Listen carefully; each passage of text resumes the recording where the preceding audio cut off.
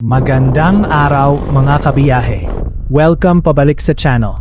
Ngayong araw, medyo mabigat ang linggo, kaya alam nyo na, oras para sa kaunting wind therapy. Pupunta tayo ngayon sa Biñan, Laguna. Walang mabilisang takbo, chill ride lang, tamang bawas stress lang sa kalsada. Ngayon, pumunta naman tayo sa isa sa mga pinakabagong tambayan dito, ang Biñan Esplanade. I-park muna natin ang motor dito. Tingnan nyo naman mga kabiyahe, napakalinis, napakagandang pasyalan, at napakapayapa ng hangin. Masarap maglakad-lakad dito, lalo na kapag hapon. Nakikita mo yung mga pamilyang nagbanding, mga kapwa nating kabiyahe na nagpapahinga, at ang magandang tanawin ng ilog. Minsan sa buhay rider, hindi lang yung mismong pagpapatakbo ang mahalaga, yung kakayahang huminto, huminga, at magpasalamat sa magandang tanawin. Yun ang totoong nagpapalakas ng espiritu natin. At syempre, pagkatapos magpasyal at magpahinga, hindi kumpleto ang biyahe kung walang masarap na pagkain. Kaya papunta na tayo ngayon sa isa sa mga pinakasikat na culinary pride ng Biñan, ang kare-kare ni Balat. Nakakatuwa lang kasi tuwing isinusuot ko yung helmet ko at pinopormahan ko yung silinyador, parang naiiwan sa garahe yung lahat ng isipin sa trabaho at buhay. Ito yung sinasabi nilang, two wheels move the soul. Damang-dama mo yung simoy ng hangin, yung init ng araw, at yung tibok ng makina sa ilalim mo. Dito, kasama mo lang ang sarili mo at ang kalsada. Habang bumabaybay tayo papuntang timog, pag-usapan natin tong hobby natin. Bakit nga ba tayo nakatutok sa pagmomotor? Para sa iba, sasakyan lang to mula point A hanggang point B. Pero para sa atin na maagang gumigising para mag-long ride, iba to, lifestyle na to. Ayan, tingnan nyo yung nakasalubong nating rider. Nagtango lang kami. Kahit hindi kami magkakilala, may unspoken brotherhood. Kapag nakakita ka ng kapwa rider na nakatabi sa gilid ng kalsada, automatic yan, mag-aabot ka ng tulong o magtatanong kung okay ka lang, kabiyahe. Sa mundo ngayon na napakabilis at minsan nakakabukod, yung ganitong simpleng koneksyon sa kalsada ang nagpapatunay na may bayanihan pa rin. Minsan, nare-realize ko, ang pagmomotor, napakalaking hawig sa buhay mismo. Una, kailangan lagi kang nakatingin sa malayo. Kung saan mo gustong pumunta, doon mo itutok ang tingin mo, o yung tinatawag nating target fixation. Kapag nakatutok ka sa lubak, doon ka babagsak. Pero kapag nakatutok ka sa patutunguhan mo, lalagpasan mo lang yung mga harang. Pangalawa, yung pagpapakumbaba. Ang kalsada, hindi mo hawak.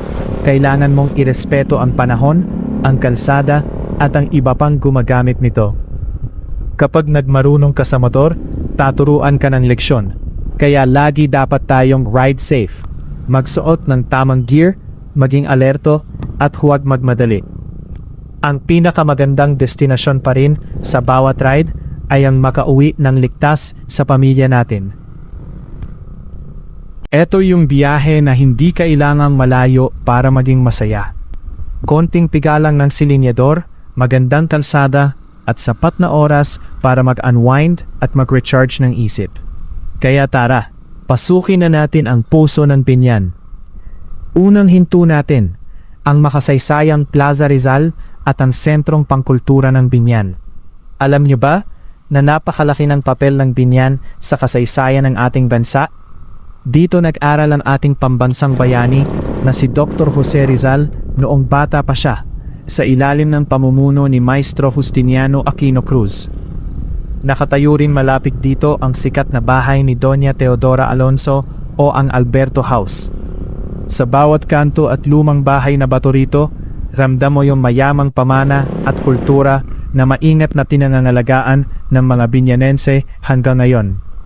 Noong huling bahagi ng ika-6 na siglo, noong 1571, itinatag ang lugar na ito ng mga Kastila. Ayon sa kwento ng mga nakatatanda, ang pangalang Biñan ay nagmula sa salitang banyan o ang puno ng balete na napakarami rito noong araw. Sa paglipas ng panahon, Ang salitang banyan ay naging binyan, ang bayang magiging saksi sa paghubog ng mga bayani. Ang pinakamahalagang kabanata sa kasaysayan ng binyan ay ang kaugnayan nito kay Dr. Jose Rizal. Dito sa binyan, nagmula ang pamilya ng kanyang inang si Doña Teodora Alonso. Dito matatagpuan ang sikat na Alberto House, ang ancestral home ng pamilya Alonso. Noong Hunyo 1869, noong si Rizal ay 8 taong gulang pa lamang, ipinadala siya rito ng kanyang mga magulang upang mag-aral. Sa ilalim ng pamamahala ng kanyang guro na si Maestro Justiniano Aquino Cruz. Dito unang natuto si Rizal ng formal na Latin, Espanyol at pagpipinta. Dito rin sa binyan, naranasan ng batang si Pepe ang kanyang unang pakikipaglaban. Noong hamunin niya sa wrestling ang kanyang kaklaseng si Pedro na nagmamalaki sa klase. Hindi lang sa edukasyon ni Rizal naging mahalaga ang binyan. Noong panahon ng himagsikang Pilipino laban sa Espanya noong 1896, ang binyan ay naging isa sa mga sentro ng revolusyon sa Laguna. Ang lumang simbahan ng San Isidro Labrador at ang paligid ng Pambansang Plaza ay naging saksi sa dumanak na dugo at sakripisyo ng ating mga katipunero. Ang tapang at disiplina ng mga binyanense ang naging pader upang ipaglaban ang kalayaan ng Timog Katagalugan. Mula sa pagiging isang simpleng bayan ng agrikultura at gawaan ng puto, ang binyan ay opisyal na naging isang ganap na component city noong Pebrero 2, 2010. Sa kabila ng mabilis na modernisasyon at pag-usbong ng mga pabrika at komersyo, pilit na pinapanatili ng binyan ang kanyang pamana. Ang dating lumang munisipyo ay ginawang sentrong pangkultura ng binyan, at ang mga pampublikong pasyalan tulad ng Binyan Esplanade ay itinayo upang bigyang pugay ang ganda ng kalikasan at kasaysayan. Sa bawat pagdaan natin sa mga kalsada ng binyan, hindi lang tayo dumadaan sa isang lugar. Dumadaan tayo sa mga pahina ng ating kasaysayan. Ang pagkilala sa ating pinagmulan ang nagbibigay ng lakas sa ating patutunguhan. Ayan, mga kabiyahe, ilang metro na lang at narito na tayo sa dulo ng Barangay de la Paz. Damang-daman nyo na ba yung pagbabago ng hangin? Medyo lumalamig na at sumasabay na yung simoy galing sa Laguna de Bay. Ito yung paborito kong parte ng biyahe. Yung sandali na malapit ka na sa destinasyon mo. Kakawala ka na sa traffic, dahan-dahang lumuluwag ang kalsada, at alam mong ilang sandali na lang, makakapagpahinga ka na sa tapat ng magandang tanawin. Ayan na, mga kabiyahe. Silipin nyo sa harap natin. Welcome to Binyan Esplanade. Tingnan nyo naman yung luwag at linis ng open space rito sa may tabing lawa. Bagong-bago at talagang napakagandang pasyalan o tambayan. Napakasarap sa pakiramdam kapag nakikita mo yung tubig, yung malawak na kalangitan at yung simpleng buhay ng mga tao rito. Talagang sulit ang bawat kilometro na tinakbo ng motor para lang makarating dito sa paboritong wind therapy spot sa Binyan. I-park muna natin ang ating 2 gulong dito sa tabi. Hanggang dito muna ang ating biyahe sa kalsada. Oras naman para maglakad-lakad, uminom ng malamig na inumin at i-enjoy ang tanawin. I-park muna natin ang motor dito. Tingnan niyo naman mga kabiyahe. Napakalinis, napakagandang pasyalan at napakapayapa ng hangin. Masarap maglakad-lakad dito lalo na kapag hapon. Nakikita mo yung mga pamilyang nagbanding, mga kapwa natin kabiyahe na nagpapahinga at ang magandang tanawin ng ilog. Minsan sa buhay rider, hindi lang yung mismong pagpapatakbo ang mahalaga. Yung kakayahang huminto, huminga, at magpasalamat sa magandang tanawin, yun ang totoong nagpapalakas ng espiritu natin.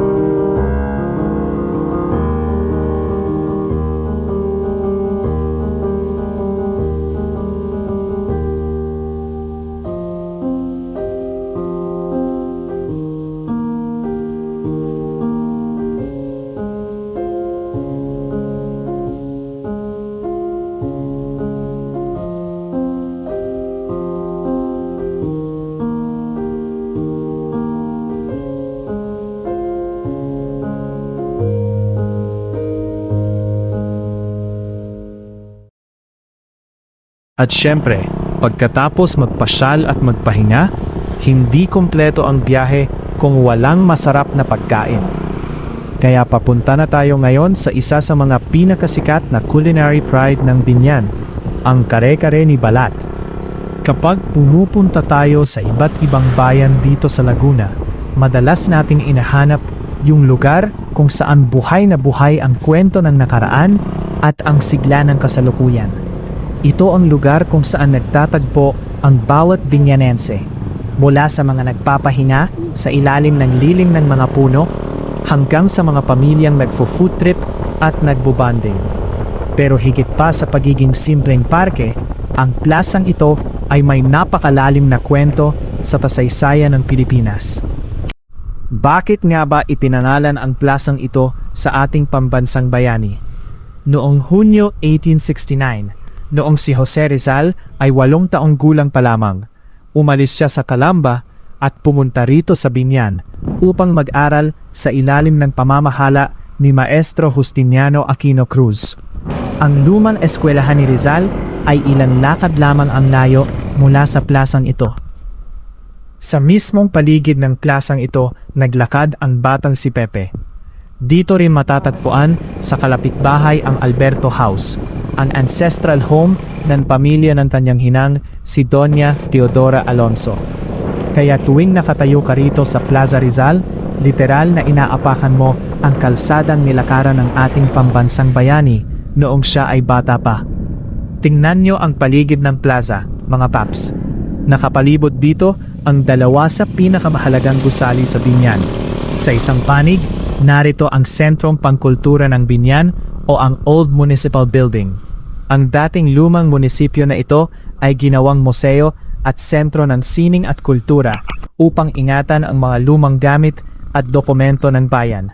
Sa kabilang panig naman ay ang simbahan ng San Isidro Labrador, ang makasaysayang parokya ng Biñan na naging saksi sa pananampalataya ng mga mamamayan mula pa noong panahon ng Espanyol.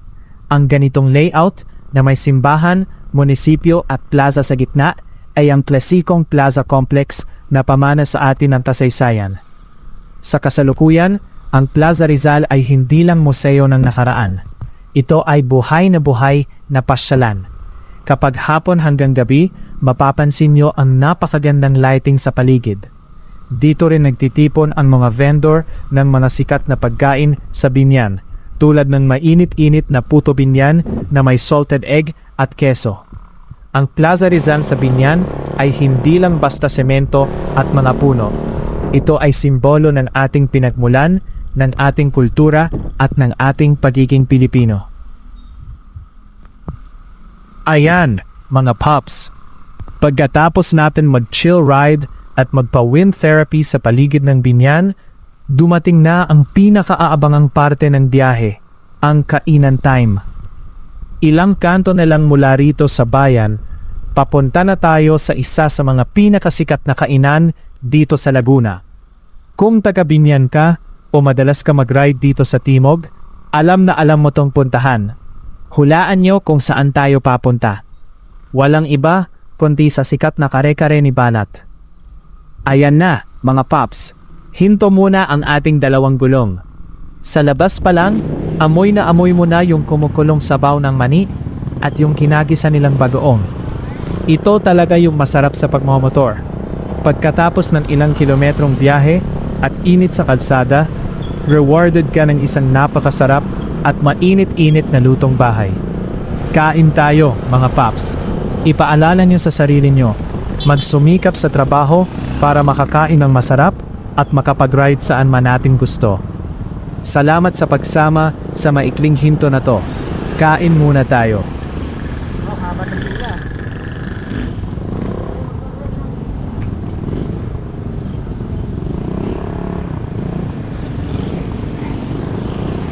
Habang nagpapahinga rito habang nakatitig sa motor at sa paligid, gusto ko lang ipaalala sa inyo, kung medyo mabigat ang pinagdadaanan mo ngayon, subukan mong lumabas. Hindi kailangang malayo, hindi kailangang mahal.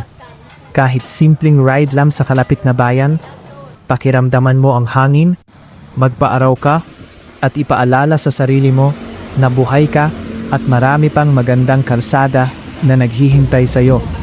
Salamat sa pagsama sa akin sa 10-minute mini adventure na to patungong Binyan. Kung nagustuhan nyo ang kwentuhan natin ngayong araw, huwag kalimutang mag-like, mag-comment kung saan ang paborito nyong ride destination, at mag-subscribe. Lagit-lagi, ride safe, maging mabait sa kalsada, at kita-kits ulit tayo sa susunod na biyahe.